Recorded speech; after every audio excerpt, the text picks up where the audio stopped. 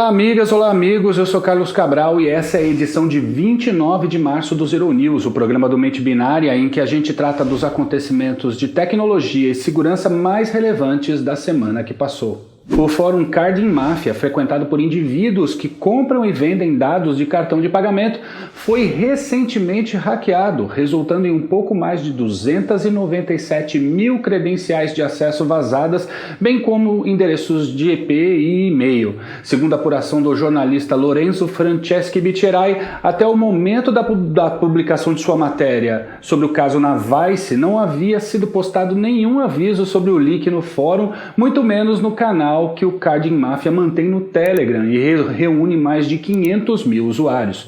O leak foi incorporado à enorme base de dados mantida por Troy Hunt no serviço Have I Been Pwned. O Facebook anunciou na quarta passada que derrubou uma operação de cyberespionagem patrocinada pela China contra ativistas, jornalistas e dissidentes uigures que vivem na Turquia, Cazaquistão, Estados Unidos, Síria, Austrália, Canadá e em outros países. Os uigures são uma dentre as 56 etnias que vivem na China. Eles habitam a região de Xinjiang, falam seu próprio idioma e são em sua maioria muçulmanos. Nas últimas décadas, o território presenciou intensa migração de chineses da etnia Han para a região ocupada pelos uigures, aumentando a tensão entre os grupos.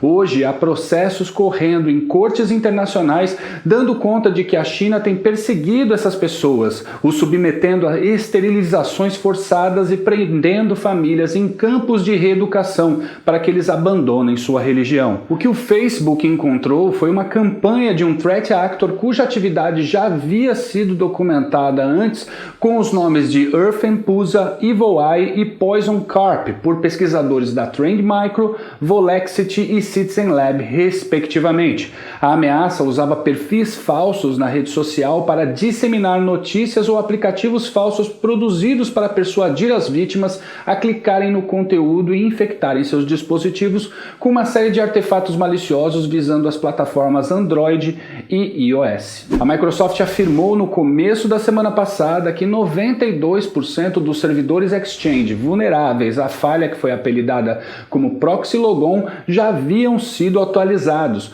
O número com certeza representa um marco na história da tecnologia, pois são bem raros os episódios em que patches são aplicados em uma quantidade tão grande de empresas num curto espaço de tempo, nesse caso menos de um mês. Mas como falamos aqui nas duas últimas edições do Zero News, é importante que os administradores não se contentem só com a instalação dos patches. É necessário checar se os atacantes continuam pendurados na sua rede.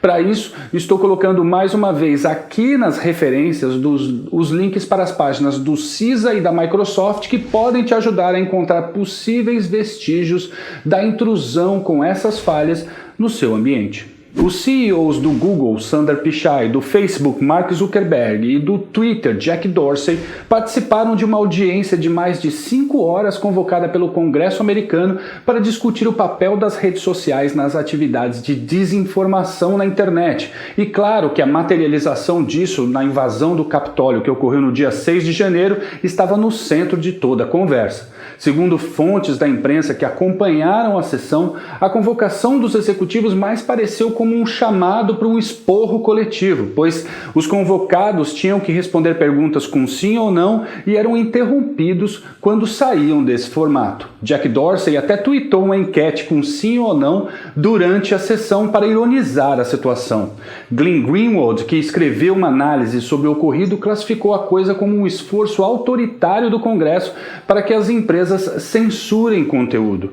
O próprio Dorsey, a ser questionado por congressistas sobre o motivo pelo qual não tira conteúdo de desinformação do ar, disse, abre aspas, não acho que devemos ser os árbitros da verdade e também acho que o governo não deveria ser, fecha aspas. Pois é, esse é o tipo de assunto para o qual é fácil ter respostas prontas, sobretudo respostas prontas produzidas por gente com interesse direto no resultado dessa briga entre governos e grandes empresas de tecnologia. Mas embora o tema do potencial de desinformação em relação à liberdade de expressão seja gasolina no motor de uma máquina de opiniões e tweets, claro, Recomendo acompanhar um outro lado dessa disputa, muito mais objetivo por sinal, que são as ações por práticas anticompetitivas e formação de monopólio que estão sendo abertas contra as Big Techs. Emaranhada a história do Vale do Silício, a ideia de que o vencedor leva tudo talvez será o ponto frágil a ser explorado contra as Big Techs nessa década.